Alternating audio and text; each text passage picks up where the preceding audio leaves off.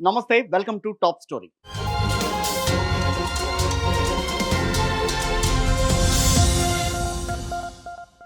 అధికారం అయితే ఇచ్చారు. వీలైనంత మంచి చెయ్యాలి గదా! కోపం ఉండొచ్చు. గతంలో జరిగినవి గుర్తుకు వచ్చి ఏదో ఒకటి చేసేసేయాలని అనిపించొచ్చు. కానీ కొంత సంయమనం పాటించాల్సిన అవసరం ఉంది. అధికారంలోకి ఎందుకొచ్చారో ఆలోచించాలి. అంతేగాని మేమేంటో చూపిస్తాం. మమ్మల్ని ఒక్క మాటన్నా సరే మీ అంతు చూస్తాం అని వెర్రవీగితే మీ బలం మొత్తం బలహీనుడి వైపు చూపిస్తే అది తాత్కాలికంగా మీకు లాభం చేకూర్చవచ్చు. ఆ కొద్దిసేపు మీకు పట్టలేనంత సంతోషము కలగచ్చు. కానీ క్లైమాక్స్‌లో మీ సీన్ రివర్స్ కావడం మాత్రం గ్యారంటీ. ఇది ఎవరి గురించో కాదు. కూటమి నేతలకు ఖచ్చితంగా వర్తించే సూత్రం ఇది. చేజేతులా ఎనలేని నష్టాన్ని తెచ్చుకుంటున్నారు. అంది వచ్చిన ప్రతి అవకాశాన్ని అడగకపోయినా సరే వైఎస్ఆర్ కాంగ్రెస్ పార్టీకి బంగారు పళ్ళెంలో పెట్టి మరీ అందిస్తున్నారు. ఏంటది? ఇవాల్టి మన టాప్ స్టోరీలో చూద్దాం. భస్మాసుర హస్తం తెలుసు కదా మీకు? కోరి తెచ్చుకున్న వరంతో తన తలపైనే చేయి పెట్టుకుని నాశనమైన భస్మాసురుడి గురించి మీకు అందరికీ తెలిసిన విషయమే. ఇప్పుడు కూటమి సర్కారు నిర్వాకాలు కొన్ని చూస్తుంటే ఆ పార్టీ నేతల తీరు చూస్తున్నా సేమ్ ఆ భస్మాసురుడే గుర్తుకొస్తున్నాడు అని మాట్లాడడంలో ఏమాత్రం అతిశయోక్తి లేదు. వైఎస్ఆర్ కాంగ్రెస్ పార్టీ ఆరోపిస్తోంది ఇప్పుడు. ఈవీఎం మహత్యమో లేక నిజంగానే ప్రజలు వద్దనుకున్నారో ఏమో కానీ మొత్తానికి గత ఎన్నికల్లో కూటమికి భారీగా మెజార్టీ దక్కింది. వైఎస్ఆర్సీపీకి కనీసం ప్రతిపక్ష హోదా కూడా దక్కలేదు. ఆ రేంజ్లో కూటమి సునామీ సృష్టించింది. నిజమే, మంచిదే. మరి జనం అంత నమ్మకం పెట్టుకున్నప్పుడు కూటమి పాలన ఎలా ఉండాలి? ప్రజలకు ఇంకెంతగా రుణపడి పాలన సాగించాలి? వారికి ఎలా మంచి చేయాలి అని బాగా ఆలోచించాలి కదా!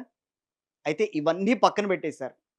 ప్రతీకారం, స్వార్థ రాజకీయాలు, సొంత కోరికలతో ప్రజలతో కసితీరా చీకొట్టించుకుంటున్నారుట కూటమి నేతలు. అలా ఎలా మాట్లాడతారు మీరు? కూటమి ప్రభుత్వం బానే నడుస్తోంది గదా! అని మీరు అనొచ్చు. కానీ ఇక్కడ కొన్ని నిజాలు మనం మాట్లాడుకోవాలి. ఇక్కడ టీడీపీకి ఒక బలమైన మీడియా ఉంది. టీడీపీకి కావాల్సిన మైలేజ్ తీసుకురావడానికి, వచ్చే ఆరోపణలను తిప్పికొట్టడానికి ఆ మీడియా ఎప్పుడూ రెడీగానే ఉంటుంది. ఇక సోషల్ మీడియా గురించైతే తెలుగుదేశానికి కొండంత అండని చెప్పాలి. మీడియా, సోషల్ మీడియా ఈ రెండింటి విషయంలో ఆ పార్టీ నేతలు గూడా ఒప్పుకునే విషయాలే ఇవి. కానీ ఇటు వైఎస్ఆర్ కాంగ్రెస్ పార్టీకి మీడియా, సోషల్ మీడియా ఉన్నా గూడా అటు టీడీపీకి ఉన్నంత బలం అయితే మాత్రం లేవు. ఇది కూడా పచ్చి నిజం. ఇక చేసిందే చెప్పుకోలేని వైఎస్ఆర్ కాంగ్రెస్ పార్టీ కూటమి వైఫల్యాలు, ఆయా పార్టీల నేతల అరాచకాలపై గట్టిగా పోరాడగలుగుతుందా? పోరాడుతుంది. కానీ గట్టిగా కాదు. ఏదో ప్రకటనగానో లేదా ఆందోళనో చేసి అక్కడితో సరిపెట్టేస్తుంది. అయినా సరే ప్రజల్లో కూటమికి వ్యతిరేకత పెరుగుతోంది అనంటే ఇంకా 2 ఏళ్ళు పూర్తి కాకుండానే ఈ ప్రభుత్వం మాకొద్దు బాబోయ్ అని అంటున్నారు అనంటే కూటమి పాలన, అటు నాయకుల తీరు ఎలా ఉందో ఎవ్వరైనా అర్థం చేసుకోవచ్చు. ఇందులో నా ప్రమేయమో, మీ ప్రమేయమో, ఎవ్వరి ప్రమేయమో లేదు. వారి కళ్ళను వాళ్ళే పొడుచుకుంటున్నారని అంటున్నారు. వాళ్ళను కొట్టే అవకాశం ఇంకెవ్వరికి ఇవ్వట్లేదుట. మీకు ఇప్పుడొక 2 విషయాలు మాత్రమే చెప్తా. రెండే 2. సో, దాన్ని బట్టి మీరే అర్థం చేసుకోండి. పశ్చిమ గోదావరి జిల్లా వెలిపర్రు. టీడీపీ నాయకుడు ఒకడున్నారు. ఆయన పేరు పొత్తూరు వెంకటేశ్వరరాజు. టీడీపీ కోసం ఆయన ఎంతో కష్టపడ్డారు. అధికారంలోకి రావడానికి ఉడతా భక్తిగా తన వంతు పాత్ర ఆయన పోషించారు. అయితే కూటమి అధికారంలోకొచ్చిన తర్వాత ఎక్కడ తేడా కొట్టిందో తెలీదు గానీ, వాళ్ళ ఎమ్మెల్యే, డిప్యూటీ స్పీకర్ రఘురామకృష్ణరాజుపై ఎందుకో కోపం వచ్చిందాయనకి. ఆ కోపం ఎందుకో తెలీదు గానీ, ఆయనైతే ఒక రకంగా విమర్శలు గుప్పించారు. పేదలపై అరాచకాలకు పాల్పడుతున్నారు అని ఫైర్ అయ్యారు. రఘురామకృష్ణరాజుపై చేసిన ఆరోపణలకు సంబంధించి తన దగ్గర ఆధారాలు కూడా ఉన్నాయని తేల్చి చెప్పేశారాయన. ఇంకేం నెక్స్ట్ మూమెంట్ ఏంటి? అక్కడికి ఒక బుల్డోజర్ వెళ్ళింది. వెంకటేశ్వరరాజు ఇల్లు, టీడీపీ కార్యాలయం అక్రమంగా నిర్మించారని, వాటిని కాలువపై కట్టారంటూ నిర్దాక్షిణ్యంగా కూల్చిపారేశారు. ఆయన ఎంత బతిమలాడుకున్నా, నా ఇంటికి జోలికి రావద్దని అడుక్కున్నా, వాటిని నేలమట్టం చేసే వరకు అధికారులు అక్కడి నుంచి కదలలేదు. నిజంగానే అంటూ ఉంటాం కదా! రాజు తలుచుకుంటే దెబ్బలకు కొదవా అని. సో, ఊరికే అనలా అది. కానీ ఇక్కడ సొంత పార్టీ నేతల విమర్శలను కూడా జీర్ణించుకోలేకపోతే, పార్టీ కోసం కష్టపడిన వారిపై గూడా పగలు ప్రతీకారాలు చూపిస్తే గనక ఇక మమ్మల్ని ఏం పట్టించుకుంటారు? ఒకవేళ మేం ప్రశ్నిస్తే ఊరుకుంటారా? అని వాపోతున్నారట అక్కడి జనం. సో, పార్టీ, జనం 2 గూడా ఇక్కడ మిళితమై ఉన్నాయి ఇక్కడ. ఇక రెండో విషయం నెల్లూరు జిల్లాలో జరిగింది. అది గూడా సేమ్ ఇలాంటి సీనే. టీడీపీ నేత, మాజీ కార్పొరేటర్ ప్రశాంత్ కిరణ్ ఒక ఇరిగేషన్ స్థలాన్ని ఆక్రమించి ఇంటిని నిర్మించారు అంటూ అధికారులు వెళ్లి ఆ ఇంటిని బూడిద చేసేశారు. అది కూడా ప్రత్యర్థుల ఇంటికి వెళ్ళినట్టుగా ఇంకా ఎవరూ లేవకముందే తెల్లవారుజామునే వెళ్ళి ఇల్లు కూల్చేశారు.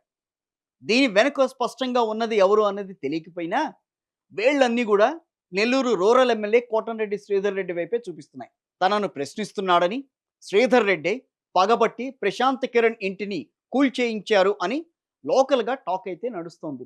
నమ్మిన నాయకులను వెంట తిరిగి టీడీపీ కోసం కష్టపడిన సెకండ్ గ్రేడ్ లీడర్లను ఇలా కట్టుబట్టలతో బయటపడేయటం ఏంటి? కూటమికే కొరువు తెచ్చిపెడుతున్నట్టుగా ఉంది కదా ఇలాంటి సంఘటనలు.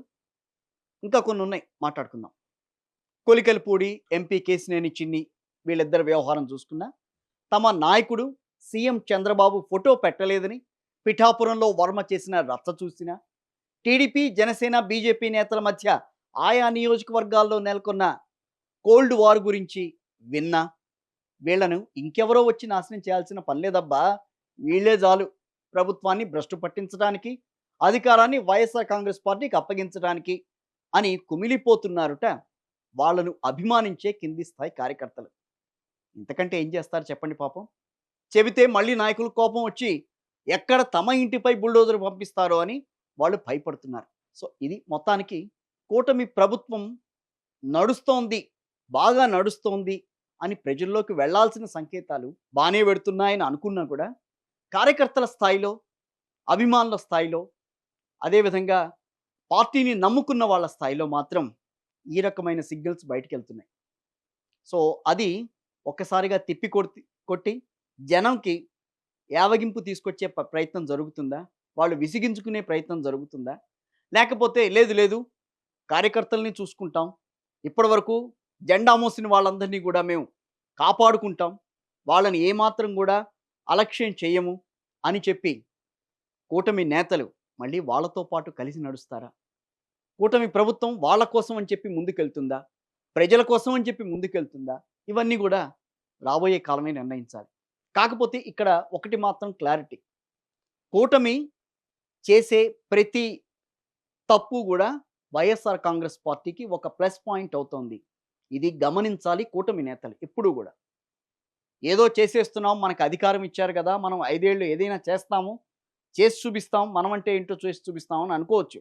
ఎస్, ప్రభుత్వం అందజేసిందే, ప్రజలు మీకు ఇచ్చిందే అధికారం, చేసి పెట్టమనే, మంచి చేయమనే చెప్పారు. కానీ ఇక్కడ మంచి చెయ్యటానికి, చూపించటానికి మంచి కంటే చెడు ఎక్కువగా జరుగుతోంది. ఆ చెడు పక్క వాళ్ళకి మంచి అవుతోంది. సో వాళ్ళు మళ్ళీ అధికారంలోకి రావడానికి మీరే ఊతమిస్తున్నారని చెప్పి కూటమికి సంబంధించిన కొంతమంది కీలక నేతలు కాకపోయినా కొంతమంది కార్యకర్తలే బాహాటంగా మాట్లాడుకుంటున్నారు. సో ఈ ధోరణి వీడాలని కోరుకుందాం. ఇది వాటి మన టాప్ స్టోరీ.